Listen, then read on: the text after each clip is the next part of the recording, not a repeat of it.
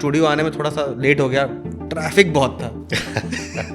तो कोई भी सिस्टमेटिक प्लानिंग नहीं है। ये सड़कें तो खाली हो, लोग चल नहीं पा रहे हैं। लोग चल नहीं पा रहे हैं, क्या स्थिति बना के रखा है यार। चालान का सर मेरा पर्सनल एक्सपीरियंस रहा है, कैश लाओ सीधा। ये प्रपंच है कि पॉकेट में पैसा जाता है। सिविल डिसोबीडियंस होना शुरू हो जाएगा ना तो इनका बुखार छूट जाएगा। बीपीएससी कर जाएंगे तो वो फिर समाज सेवा में लग जाएंगे। वो भी उसी साइकिल में हो जाएंगे। कम से कम 30 आईएएस के साथ काम करने का मौका मिला। इनपुट होना चाहिए गवर्नेंस में, जीरो। सरहद पकड़ते नहीं हैं, वो अपने थाने में रख लेते हैं और फिर वो होम डिलीवरी भी करवाते हैं। वो ई रिक्शा एकदम हेलीकॉप्टर की तरह गलियों में ऐसे भगा रहा हो। कुछ मोहल्ले बड़े बदनाम हैं। गलती उनकी, धमकी आपको दे दी। मोदी भक्त को बोल दिया लगे कि मार बैठेगा और आपको 8-10 बाप क्यों चाहिए कि अपनी जिम्मेदारी भी नहीं निभा रहे हो। उसको होर्डिंग पे ही देखा जा सकता है। ऐसा कहीं नेता होता है? I hate that man like anything. हमें अपने अंदर ही सुधार करना है। पूरे जीवन में क्रांति आ जाएगी, इतनी शांति आ जाएगी। क्या मोक्ष इसे ही कहते हैं सर? अध्यात्म में वो शक्ति है कि आना सबको एक ही पॉइंट पे है, एंड दैट इज पीस। कब डिजायर लालच में बदल जाए। स्पिरिचुअलिटी की तरफ ले जाना चाहिए, तभी हम एक महान राष्ट्र बन पाएंगे। बिहारी भाषा में घिना गया। किस तरीके से हम लोग लड़ सकते हैं इस चीज से? आप प्रतिनिधि, जन प्रतिनिधि जो है वो सही चुनिए। हाय, नमस्कार, सत श्री अकाल और कैसन बा। आपका स्वागत है हमारे podcast we the people of Patna में, जहां हम पटना की बातें करते हैं, पटना को कैसे बदलें, पटना को कैसे एंजॉय करें और क्या कुछ कर सकते हैं हम लोग एज अ बिहारी, हम उसके बारे में बात करते हैं। और आज हमारे साथ जुड़े हैं एक बेहद ही आम आदमी जो कि बेहद ही खास मुहिम चला रहे हैं। नमस्कार विशाल सर, आपका स्वागत है हमारे एक और एडिशन में। और सर मैं माफ़ी चाहूँगा, यहाँ स्टूडियो आने में थोड़ा सा लेट हो गया, ट्रैफिक बहुत था। तो ट्रैफिक के बारे में क्या कहना है सर आपका? ट्रैफिक जिस तरह से, अब देखिए, कोई कानून व्यवस्था तो है नहीं हमारे यहाँ जी। हमारे यहाँ म्यूनिसिपल कॉरपोरेशन का चुनाव होता है, हम वार्ड मेंबर सेलेक्ट करते हैं, मेयर वो इनडायरेक्टली सेलेक्ट होता है, हमारे पास वार्ड कमिश्नर है, सब कुछ है, लेकिन कोई लॉ नहीं है। इस सिटी को गवर्न करने के लिए कोई एक्टिव बॉडी नहीं है। और जो बॉडी है वो चोरी भी लगी हुई है, वो तो है ना। तो ये पॉकेट मारों का शहर बनकर रह गया है, जहां अक्सर पॉकेटमारी। अब आप देखिए, ट्रैफिक का बुरा हाल होने का सबसे बड़ा कारण ट्रैफिक पुलिस। हाँ, वो कैसे? ठीक है, डाइवर्जन जहां तहां डाइवर्जन बना के रखा हुआ है। कोई भी सिस्टमेटिक प्लानिंग नहीं है। म्यूनिसिपल कॉर्पोरेशन का काम क्या है? प्लानिंग जी। मास्टर प्लान बनाना। हाँ। 50 साल का, 100 साल का मास्टर प्लान क्या है हमारे शहर में? होगा तो किसी को पता नहीं है। हाँ, मेरे उस को तो मास्टर प्लान पे क्या काम हुआ, कैसे काम हुआ, और अगर उस मास्टर प्लान पे काम हुआ है और तब ये नतीजा है, तब तो ये और भी दुर्भाग्यपूर्ण है। समझ लीजिए इनकी मतलब इनका खोखलापन, जी हाँ, इनका दिवालियापन उससे नजर आता है। अब ट्रैफिक पुलिस खड़े हो जाती है, कहीं भी चालान काटने लगती है, जाम लग जाता हाँ। है ना। मैंने तो कूदते हुए देखा है सर ट्रैफिक पुलिस को। क्या हाँ। एक बाइक जा रही है, लोग दोनों साइड से कूद कर पकड़ रहे अरे हैं। आप बोरिंग रोड चौराहे पे देखिएगा कि ट्रैफिक पुलिस, हमारी ईमानदार ट्रैफिक पुलिस किस तरह से गिद्ध दृष्टि डाले रहती है, कौन सीट बेल्ट पहना के वो गाड़ी के शीशे के अंदर देखते रहेंगे वो लोग। अरे बेहुदा, जहाँ पे गाड़ी हिल नहीं रही है वहां पे तुम क्या सीट बेल्ट और हेलमेट का काम, मतलब हमको तो अजीब लगता है। पहले तो ट्रैफिक बढ़वाइए। हाँ, ट्रैफिक। अच्छा, दूसरी चीज, गाड़ियों की संख्या बेतहाशा बढ़ी है इस शहर में। कोई लॉ नहीं है, जैसा कि मैंने कहा। अगर मान लीजिए हमारे यहाँ एक छोटा सा पहल हो और एक लॉ बन जाए जी, कि गाड़ी, 4 चक्का वाहन वही रख सकते हैं जिनके पास अपनी पार्किंग हो। बिल्कुल, बहुत अच्छी बात कही सर आपने। पार्किंग तो यहाँ पे सड़कों पे अपनी पार्किंग वाले ही गाड़ी रख सकते हैं, या जिन्होंने पार्किंग रेंट पे भी लिया हुआ है, हाँ। वही गाड़ी रख सकते हैं। वो रेंट का पेपर दिखाएं और वो गाड़ी रख सकते हैं। जो फ्लोटिंग लोग, जैसे मान लीजिए पटना शहर में कुछ लोग आए अस्पतालों में अपना इलाज कराने के लिए, ठीक है, उनको मना तो नहीं कर सकते, तो अस्पतालों के पास पार्किंग होनी चाहिए जी, दुकान वालों के पास पार्किंग होनी चाहिए। नहीं है पार्किंग और ऐसे लोग अगर उनके दुकान में पकड़े जाए तो दुकान वालों के साथ साथ लोग, जो गाड़ी वाला है, उस पर पेनाल्टी होनी चाहिए। बिल्कुल। ठीक है। गाड़ी उठाना ये तो मतलब बिहार पुलिस के लिए, पटना ट्रैफिक पुलिस के लिए तो बहुत सौभाग्य की बात है, क्योंकि अच्छा पैसा मिलता है उसमें। सबसे तेज होने वाला सरकारी काम है। सबसे तेज होने वाला सरकारी काम है। तो गाड़ी उठाइए, उठाना शुरू करिए। जी। लेकिन चूंकि आपके पास पार्किंग की कोई व्यवस्था ही नहीं है, तो आप क्या करेंगे? गाली सुनेंगे ही, स्वाभाविक है, गाली सुनेंगे। तो वही छोटा सा पहल हो जाए अगर पटना में, कि जिनके पास गाड़ी, आप पटना के किसी भी मोहल्ले में घूम जाइए, किसी भी गली में घुस जाइए, आपको 2-4 वाहन ऐसे मिलेंगे जो घरों के बाहर पार्क रहते हैं। हाँ, आधा लेन ब्लॉक्ड है, आधा लेन उसमें ब्लॉक्ड है। क्यों? लोगों ने पार्किंग नहीं जिसने बनाया। जिसने नहीं, लोग किराए पे मकान देते हैं उन किराएदारों को जिनके पास 4 चक्का गाड़ी है। तो क्यों देना आप? एकदम it should be strictly prohibited कि आपके पास अगर किराएदार को देने के लिए पार्किंग नहीं है तो आप गाड़ी वाले आदमी को किराया नहीं दे सकते। जी। ये छोटी सी पहल करने में क्या जा रहा है? हाँ। और अगर इन गाड़ियों को देख लिया गया सड़क, घरों के बाहर पार्क, सड़कों पे, उठा के ले जाइए। हाँ, उठा के ले जाइए, सीधा छोड़िए ही नहीं उनको। कि सड़कें तो खाली हो, लोग चल नहीं पा रहे हैं। लोग चल नहीं पा रहे हैं, क्या स्थिति बना के रखा है यार। फुटपाथ तो का क्या हाल है? फुटपाथ तो है नहीं।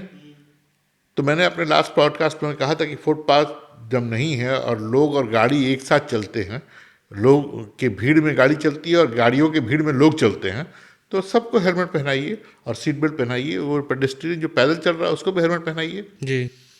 सबसे ज्यादा खतरा उसे ही है। सबसे ज़्यादा खतरा उसे ही है। लेकिन उसको कैसे पहनाइएगा? मतलब कोई क्या, कोई तुक नहीं बनता मतलब उसके पीछे। हंसेगा। हाँ। पब्लिक तो हंसेगा आप पे। तो हंस तो ऐसे भी रहे हैं हम लोग, यहाँ बैठ के मजे तो ले ही रहे हैं। हाँ, ये तो है। That is the point. Sir, last podcast में आपका देख रहा था, बेहद ही इंप्रेसिव था। उसमें आपने एक बात कही कि कैसे परेशान किया जाता है लोगों को यहाँ ट्रैफिक पुलिस के द्वारा। तो इस पे जैसे क्या कुछ उपाय क्या हो सकता है, आप मुझे बताइए कि किस तरीके से हम लोग लड़ सकते हैं इस चीज़ से।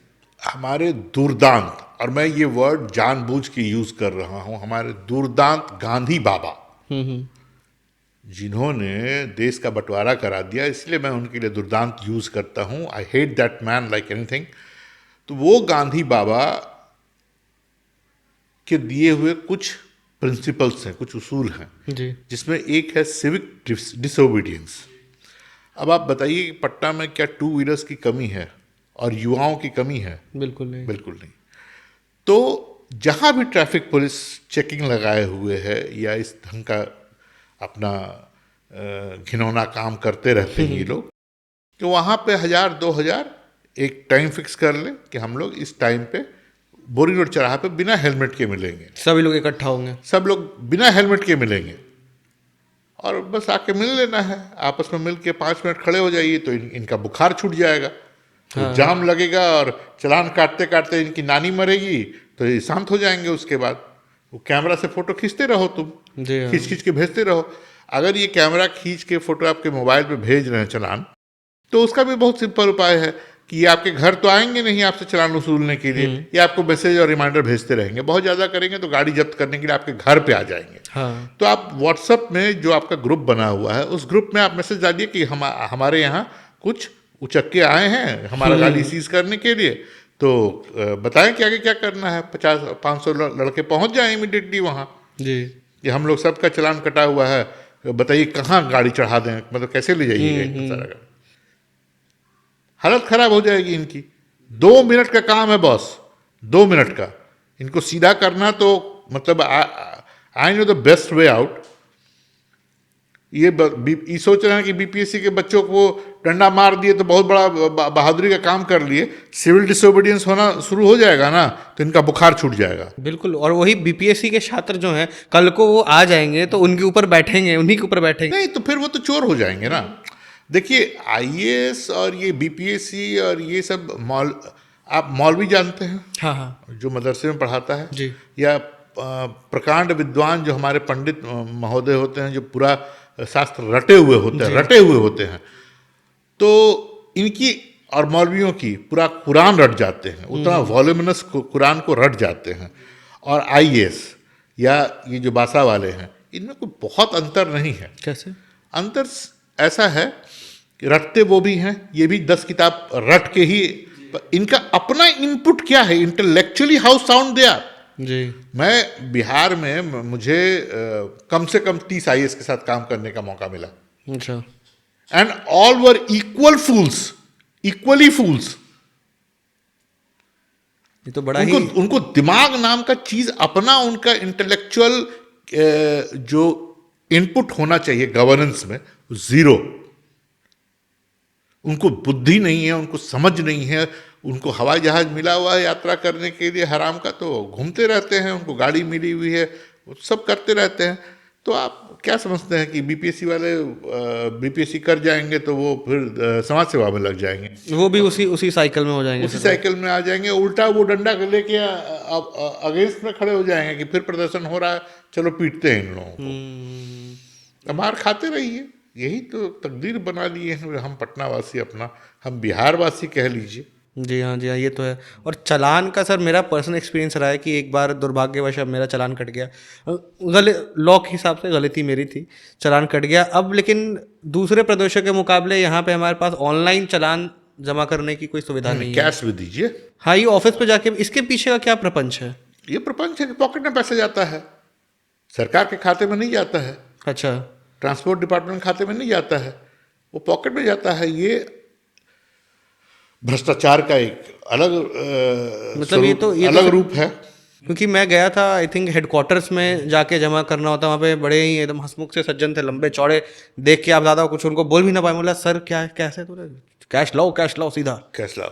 और सबसे बड़ी बात है कि मतलब कोई मैकेनिज्म नहीं है हम लोग के पास ये इंश्योर करने का कि ये जो पैसा हम दे रहे हैं वो जा कहाँ रहा है कोई मैकेनिज्म आपके पास? नहीं, कोई ट्रैकिंग नहीं है हमारे पास। कोई ट्रैकिंग नहीं है, कुछ नहीं है। तो कहाँ जा रहा? हो सकता है वो दारू पीते हो, बिल्कुल बिहार बंद, जहाँ दारू बंद है, हो सकता है वहां बैठ के कार्यालय में दारू पीते हो सकता है, यू नेवर नो। हाँ, कुछ भी हो सकता है, क्योंकि सबसे ज़्यादा शराब तो वही पकड़ते हैं। सबसे ज्यादा शराब पकड़ते नहीं हैं वो। शराब मतलब जो ट्रक में शराब पकड़े जाते हैं उनको अपने थाने में रख लेते हैं और फिर वो होम डिलीवरी भी करवाते हैं और उसका कमीशन खाते हैं। ये सुना हुआ नहीं। हाँ। मैंने भी देखा यूट्यूब पे ये सब घटनाएं होते रहती हाँ, हैं। आम है, ये सब कॉमन है बिहार में।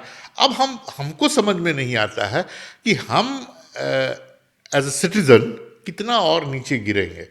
फिर हमको ये कंप्लेन करने का अधिकार नहीं है कि हमको ये कष्ट है, हमको वो कष्ट है तो मरो, क्योंकि तुम कुछ करते तो हो नहीं। आज हम इतना, मान लीजिए कॉमन मैन अपराइजिंग के नाम से या we the people of Patna के नाम से मैंने एक इनिशिएटिव शुरू किया जी, ठीक है। बाहर निकला, किसी ने गोली मार दी, आपको कोई फर्क पड़ेगा? कोई फर्क नहीं पड़ेगा।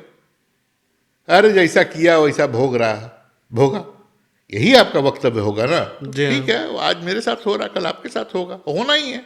बिल्कुल वही है। आप बच भी जाएं तो आपके बच्चे के साथ होगा। जिस तरह का जनसंख्या विस्फोट हुआ है, मतलब आप ये जो ई रिक्शा वाले लोग हैं, हाँ, तो कुछ मोहल्ले बड़े बदनाम हैं, वहाँ के रिक्शा वाले अगर आपको मिल गए, ठीक है, तो वो आप गलती उनकी धमकी आपको दे देंगे। अच्छा। और आप कुछ नहीं कर सकते। ई रिक्शा जब पटना में, मतलब जिसको हम लोग कहते हैं ना बिहारी भाषा में घिना गया, जब घिना गया तब ये लोग, अभी हमने सुना है कि ई रिक्शा पर ये लोग कुछ करने जा रहे हैं, कुछ कानून या कुछ मतलब ऑर्डर पास करने जा रहे हैं उनको कंट्रोल करने के लिए। क्योंकि सर मैंने तो बच्चों को देखा, पहले ये लोग उसको मतलब मटिया मेट होने देते हैं, उसके बाद फिर ये लोग मट्टी डालने भी आ जाते हैं। क्योंकि सर मैंने ई रिक्शा पे तो बच्चों को देखा है कि वो बहुत होगा तो 10 साल 12 साल का लड़का है, वो ई रिक्शा एकदम हेलीकॉप्टर की तरह गलियों में ऐसे भगा रहा हो, और भरी हुई लोग भरे हुए हैं, बड़े समझदार दिखने वाले लोग भरे हुए हैं। मेरे को तो उन पे भी लगता है कि यार आप तो समझदार है, क्यों बैठ रहे हो इस बच्चे के साथ, ठोक देगा। ये सब इश्यूज हैं। और भी मतलब ट्रैफिक में तो वही कर सकते हैं हम लोग कि 1500 10,000 लड़के हमेशा तैयार रहें और इतना चालान कटवा लें कि इनकी नानी मर जाए, भेजते चालान काटते। अब पैसा तो देना नहीं, बिहारी है, गरीब है, कहाँ से लाएगा पैसा? तो उसकी गाड़ी जब्त करेंगे। तो गाड़ी जिस दिन जब्त करेंगे उस दिन 500 लोग और पहुंच जाएंगे गाड़ी अपने अपनी देने के लिए कि दीजिए हमारी भी गाड़ी ले जाइए, हाँ। हमारा चालान कटा हुआ है सर और हमने भी भरा नहीं है। जगह ही कम पड़ जाए उनको। वो ये काइंड ऑफ ये आप जो सर बता रहे हैं, ये जेल भरो आंदोलन जैसा कुछ है कि ये थाना भरो गाड़ी। हाँ भरो। जो कर अरे कितने दिन रखोगे यार। हाँ, उनका ही काम रुक जाएगा। यहाँ पे सर डिलीवरी का अच्छा कितना जो इन्वायरमेंट है डिलीवरी का है, उनके ही काम रुक जाएंगे। शहर ठप पड़ जाएगा। सारी गाड़ी अगर जब्त हो गई, बाइक से अगर इतने बड़ी संख्या में जब्त हो गए, कौन डिलीवरी कौन करेगा, कौन आपके लेकर जाएगा, कौन लेकर आएगा आप? उसके बाद तो पब्लिक मारना शुरू करेगी। हाँ, ये तो है सर। और एक आइडिया, मतलब जब मैं पहली बार जब मेरा चालान कटा था तो आई थिंक मैं शायद 19 साल का होऊंगा, 18 में मिल गया, उसका 19 साल में चला रहा, तो हेलमेट नहीं था मेरे पास। हेलमेट का ही है बड़ा। तो अब मेरे दिमाग में एक आया, उस वक्त मैं यंग था, कि यार ये जो मेरे से पैसे ले रहे, 500 रुपये चालान काट दिया, इसका फ़ायदा क्या हुआ आगे जाके? हेलमेट तो अभी भी नहीं मेरे पास। तो मेरे दिमाग में आया कि क्यों नहीं ये पुलिस वाले हमें हेलमेट ही दे देते हैं, ये ऐसा ऐसा क्यों नहीं करते? वो चालान काटने से फ़ायदा किसका हो रहा है सर? वो उनका पॉकेट खर्च है, वो थानों का पॉकेट खर्च वहीं से निकलता है। जो थाने हैं हमारे, अरे मैंने आपको एक अभी बताया था ना कि एफआईआर लिखवाने का इनका अपना रेट है। जी हाँ, लास्ट पॉडकास्ट में हमने बताया था। आपने आपका वीज़ा, आपका पासपोर्ट है? हाँ, पासपोर्ट है। हाँ बिल्कुल है। आप समझ गए? हाँ मैं समझ गया। पासपोर्ट देने आएंगे और उनको चढ़ावा दीजिए, वो वेरिफिकेशन करने आएंगे। बिना चढ़ावे के वेरिफिकेशन नहीं करेंगे वो, कि नहीं आपका कुछ दिक्कत है, कुछ ना कुछ दिक्कत निकाल देंगे। ये भुक्त भोगी हूँ मैं इसका, तो सर फर्स्ट हैंड भुक्त भोगी हूँ। तो पूरा पूरा पूरा समाज त्रस्त है, लेकिन कोई कुछ बोलने को तैयार नहीं है। यही सबसे बड़ा दुर्भाग्य है। तो इसको बदलने का कार्य सर, एक तो सिविल डिसोबीडियंस आपने बताया, इसको बदलने का अगर आपके साथ आप प्रतिनिधि, जन प्रतिनिधि जो है वो सही चुनिए। Forget about the parties. आप देखिए, इलेक्टोरल बॉन्ड घोटाले में कौन है? रूलिंग पार्टीज, जी हाँ, सिटिंग पार्टी जो बीजेपी है। तो वो इलेक्टोरल बॉन्ड घोटाले में सबसे बड़ा मतलब सबसे ज़्यादा नाम उन्हीं का उछलता है। हाँ, कोई भी पार्टी क्यों, आप भगवान ने आपको जीवन दिया है, आपको जीवन दिया है तो बुद्धि भी दी है, दिमाग दिया है, विवेक दिया है, उसका इस्तेमाल क्यों नहीं करते?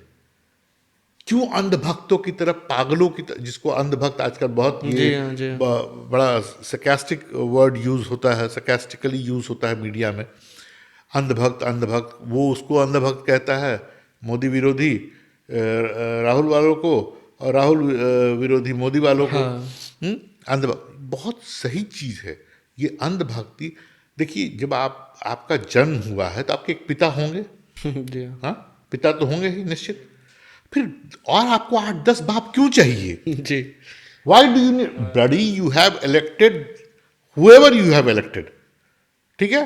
You have elected that particular representative to represent you in parliament, आपकी समस्याओं के निदान के लिए। ये तो आपके सेवक हैं, ये आपके नौकर हैं, उनको बाप बनाने का क्या जरूरत है? आपको पड़ गया भाई, हमको तो समझ में नहीं आता है। जी हाँ। कोई आप किसी मोदी भक्त को बोल दिए, लगेगा कि मार बैठेगा। हाँ, और उसका बाप मरा जा रहा है, खटिया पे सड़ के गल के मर जाएगा, उसको कोई उसकी कोई चिंता नहीं है। तो इतना हरामखोर अगर हम हो जाएं तो अब ऐसे में तो अब आप सोच लीजिए कि हमारी अवस्था क्या है। तो जो अभी सर दशा है बिहार की, तो क्या इसका कारण यही है कि जब जनता ही, जब हम ही ऐसे हैं, तो फिर हम जो प्रतिनिधि जा रहे हैं हमारे बीच से निकल रहे हैं, तो क्या हमें अपने अंदर ही सुधार करना है? बिल्कुल, इसीलिए मैंने अध्यात्म की बात मैं हमेशा करता हूँ।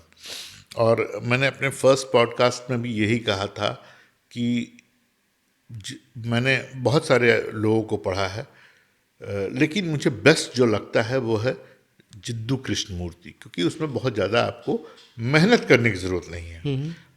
कम मेहनत में, जिसको कहते हैं ना कम लागत में ज़्यादा मुनाफा, वो चीज़ है। आपको सिर्फ 2 किताबें पढ़नी है। कौन सी? जिद्दू कृष्णमूर्ति की। अब पहले तो ये समझ लें कि अध्यात्म है क्या। अध्यात्म कुछ नहीं है, इसका धर्म से कोई लेना देना नहीं है। धर्म तो आडंबर है, उससे अधिक तो कुछ है नहीं। जी, नौटंकी है, उससे अधिक तो कुछ है नहीं, चाहे इस्लाम हो, चाहे हिंदुत्व हो, चाहे कोई हो।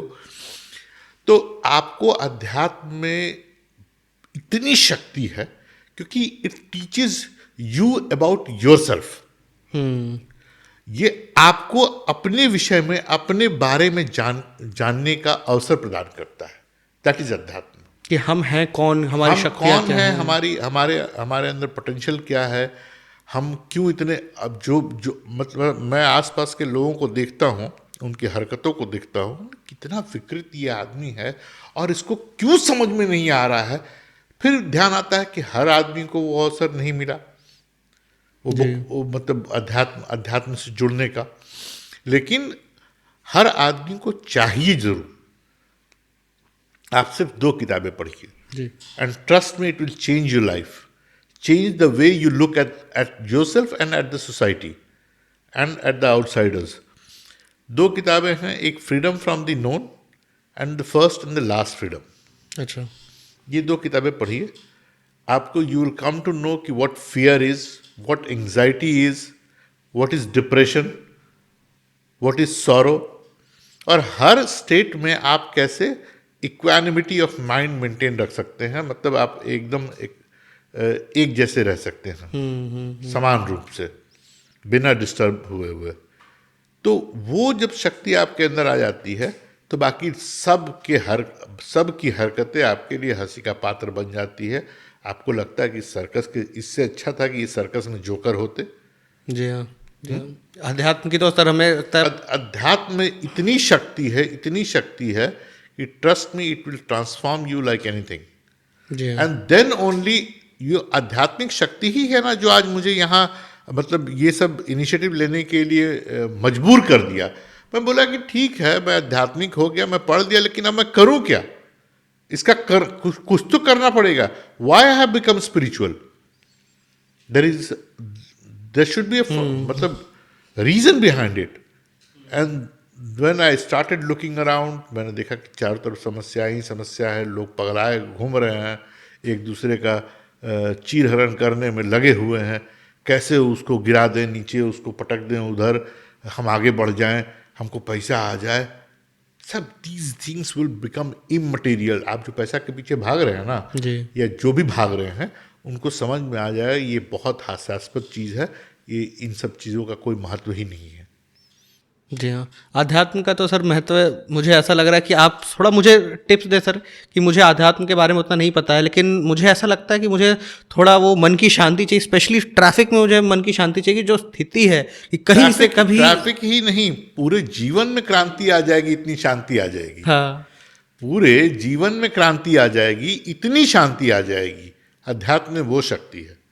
और मैंने जो 2 किताबें बताई, वो देखिए, बहुत सारे स्पिरिचुअल लीडर्स हैं, ओशो हैं जी, लेकिन ओशो का जो तरीका है, अब हो सकता है वो आपको ज़्यादा अपील करे, वो तो अलग अलग पर्सनालिटी पे डिपेंड करता है। वो कहानियों के बारे बता के वो लोगों को समझाते हैं। फिर महर्षि रमना महर्षि, उनकी भी किताबें आती हैं, वो भी उसी तर्ज पे हैं जिस तर्ज पे जिद्दू कृष्णमूर्ति ने अपनी फिलॉसफीज वर्ल्ड को दी। तो उन सबको पढ़, मतलब आप उन ओशो के तरफ जाना चाहते हैं या जिद्दू कृष्णमूर्ति की जाना, ये तो पर्सनल चॉइस का बात है। लेकिन पॉइंट ये है कि आना सबको एक ही पॉइंट पे है, and that is peace with in yourself. अगर खुद के अंदर शांति आ गई ना, पूरे समाज में शांति आ जाएगी, अगर हर व्यक्ति इस तरह से प्रयास करे तो। क्या मोक्ष इसे ही कहते हैं सर? नहीं, मोक्ष नहीं है।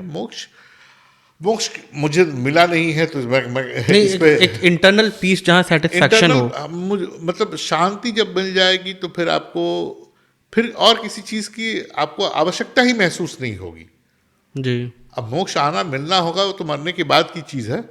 क्या मिलता है वो तो नहीं, जैसे सर जीते हुए, जैसे आपने बताया कि एक आध्यात्मिक शक्ति जब जागृत हो कि मैं अगर खुद से संतुष्ट हूँ, मैं किसी चीज़ के पीछे भाग नहीं रहा हूँ, तो क्या उसे भी मोक्ष कहेंगे कि मैं संतुष्ट हूँ? जीते जीते वो मोक्ष है जी। लेकिन जो हिंदू धर्म के अनुसार सनातन, जिसको अब हम लोग कहने लगे हैं एक तरह से ट्रेंडिंग है ये। ट्रेंडिंग है। सनातन के पॉइंट ऑफ व्यू से मोक्ष मरने के बाद मिलता है, तो अब वो क्या है, you can't know until unless you die. But the point is what Jiddu Krishnamurti कहते हैं कि हर पल मरो सो दैट कि तुम जी सको। तो अपने विचारों को विचारहीन हो जाओ, शून्य हो जाओ, और तब देखो कि कैसे आइडियाज आते हैं तुमको। देखो कि क्या मतलब क्या क्रिएटिव हो जाते हैं आप जी। सोचने की समझने की क्षमता आपकी कितनी बढ़ जाती है। जितने विकार हैं उनको बाहर निकालना, एनालिटिकली क्रिटिकली आप देखने का मतलब वो शक्ति आपके अंदर ऑटोमेटिकली आ जाएगी जी। विकार सारे दूर हो जाएंगे। आपके अंदर की जितनी गंदगी है, ईर्ष्या द्वेष, वो सब निचोड़ के वो बाहर कर देगा। आप जो हम लोग आजकल ये प्रतिस्पर्धा जिसको कहते हैं कि उसके पास वो गाड़ी है मेरे पास नहीं है, हमको कैसे मिलेगा, या तो छीन लें या उसको मार दें या फिर हम क्या करें, जाते हैं पार्टी पॉलिटिक्स में ज्वाइन कर लेते हैं, वहाँ बहुत पैसा है। ये सब विचार जो आते हैं अनाप शनाप, और 24 घंटा आपको विचार आते रहते हैं। हाँ। आप कभी भी साइलेंट नहीं रहते हैं, आप आजमा के देख लीजिएगा। और हर पल कुछ ना कुछ, until you get rid of Dzire. आपके अंदर जो थॉट है, जो भी थॉट है वो क्या है, वो डिजायर है जी। तो थॉट जब बंद हो जाएगा, डिजायर जब खत्म हो जाएगा, तो पीस ऑटोमेटिकली कम्स। एक सवाल सर मुझे को लगता है कि कई व्यूअर्स जो हमें देख रहे हैं यंग ही हैं अधिकतर, उनके मन में आ सकता है कि डिज़ायर ही कहीं ना कहीं, जैसे मेरा भी मानना है कि डिज़ायर ही कहीं ना कहीं एक शक्ति है जो आपको आगे लेकर जाती है। तो हम वो जो एक थिन लाइन है, कब डिज़ायर लालच में बदल जाए जैसा आप बताएं, तो उसको कैसे हम लोग एक डिफ्रेंशिएट करें? लालच और डिजायर में कोई अंतर नहीं है, ट्रस्ट में। ठीक है, it's a form of desire. उसी डिजायर का वो विभक्त स्वरूप है। अच्छा, ठीक है ना, जब एक्सट्रीम चला गया तो वो एक्सट्रीम चला लालच हो गया, गया। लालच हो गया। तो आप desire, get rid of desire. And how do you get rid of desire? By understanding your self, understanding your thought process, understanding your mind, your brain, how it functions, what it does, what is fear. जी। इन सब चीज़ों को आप मैं तो हमेशा इस बात के लिए इस बात पे बहुत ज़्यादा जोर देता हूँ कि बच्चों को right from the school days, जी हाँ।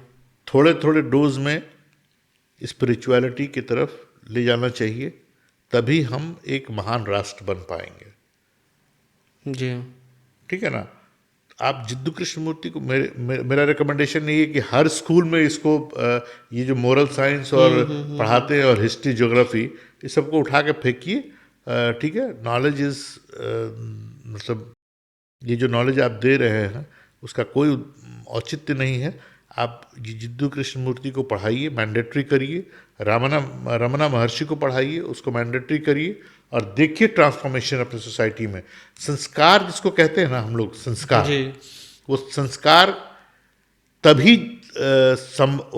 पाना संभव है जब आप अपने आप को समझ जाएंगे। फिर then you will be good to everyone, and that is what sanskar is. Being good is sanskar. जी हाँ, सभी का आदर सत्कार करना, उनका सम्मान करना। Being good, by the virtue of being good, मतलब आप संस्कारी हैं। और वो आना ही आना, आप अच्छे हो ही जाने हैं, कुछ भी कर ले। हम लोग लाख, देखिए व्यक्तिगत दुश्मनी तो किसी से है नहीं, ना राजनेताओं से है ना। अब जिसे कहा कि नितिन नवीन को इस बार भगाइए, हाँ, वो बहुत जरूरी है, क्योंकि उस व्यक्ति, हमारे अंदर वो संस्कार है, उस व्यक्ति के अंदर नहीं है कि अपनी जिम्मेदारी भी नहीं निभा रहे अपनी हो। जिम्मेदारी में। वो सड़क मंत्री है, कोई इधर उधर का मंत्री नहीं है, वो सड़क मंत्री है। बिहार सरकार और में सड़क मंत्री है वो। उसको आप पता नहीं, आपने कभी मीडिया में उसको देखा है कि नहीं देखा है? कभी कभी वो उसका इंटरव्यू आता है, उसको होर्डिंग पे ही देखा जा सकता है। ऐसा कहीं नेता होता है? ऑन ग्राउंड जनता के बीच कभी दिखते भी नहीं है, कभी नहीं दिखा आज तक। ऐसे लोगों को क्यों चुनना? मैं तो इस बार लोगों को यही कह रहा हूं कि 6 तारीख को जब आप पटना में वोट करने जाइए, नोटा दबाइए। हो सकता, नोटा का तो खैर इट्स ए यूजलेस थिंग, हम लोग को बेवकूफ़ बनाने के लिए एक नोटा दे दिया गया। आप किसी भी पार्टी को वोट कर दीजिए, इसको वोट मत करिए। कि ये जो वर्क फ्रॉम होम जैसा काम कर रहे ही हैं। Must learn a lesson. Lesson क्या मतलब, क्यों इसको दिमाग में रखना है ऐसे ऐसे लोगों को? हटाइए ना। कमी है क्या? पटना की जनसंख्या, मतलब पटना महानगर है, 40 लाख जनसंख्या है, क्यों ऐसे एक आदमी के पीछे दीवानगी? जी हमारा अपना, मैं बार बार कह रहा हूँ, हमारा अपना बाप तो है ना, हम उसको रिस्पेक्ट करेंगे। हाँ। ये अंधभक्ति क्यों? बिल्कुल। और ऐसा अरे इसको तो हम लोगों ने सेवा के लिए रखा था। अगर आपने घर में नौकर रखा है सेवा के लिए, अच्छा काम नहीं करेगा, कितना दिन सैलरी दीजिएगा उसको? और सैलरी तो छोड़िए, आप आंख बंद करके पड़े हुए हैं, आपके पॉकेट से रोज पैसा निकाल के लेके भाग जा रहा है। जी हाँ, how many days are you going to tolerate that scoundrel? जिस दिन पकड़ा जाएगा उस दिन उसको छुट्टी कर दी जाए। पकड़ा जाएगा तो आप जान रहे हैं। हाँ। अब इसको पकड़ने का तो आपके पास कोई मैकेनिज्म नहीं जी है। हाँ, खुली आंखों से हम लोग सब देख रहे हैं, सब but कुछ देख नहीं रहे कर हैं। That's the point. जी हाँ।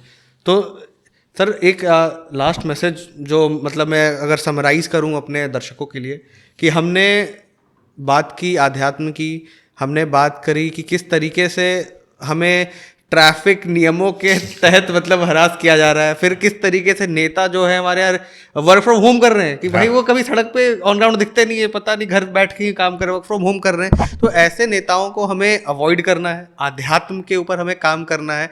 और जब हम आध्यात्मिकता से जुड़ेंगे, हम लोग खुद संतुष्ट होंगे, तो हम लोग अपनी धरातल, अपनी धरती में बदलाव लाएंगे, अपने पटना में बदलाव लाएंगे। बिल्कुल बिल्कुल। बहुत बहुत धन्यवाद सर, आपने बहुत ही ज्ञानवर्धक बातें की, बहुत ही Thank you. अच्छी बातें हमने करी, और मेरे को लगता है कि हमारे दर्शकों को बेहद ही अच्छा लगेगा। और मैं चाहता हूं कि कुछ जो भी सवाल हो वो कमेंट्स में हमें बताएं, वो सर के पेज से जुड़ें। और मैं चाहता हूं कि हम लोग जल्दी एक व्हाट्सएप ग्रुप भी बनाएंगे, आपने बोला था हम लोग sure. सभी जुड़ेंगे और ऑन ग्राउंड कुछ काम भी करेंगे। धन्यवाद।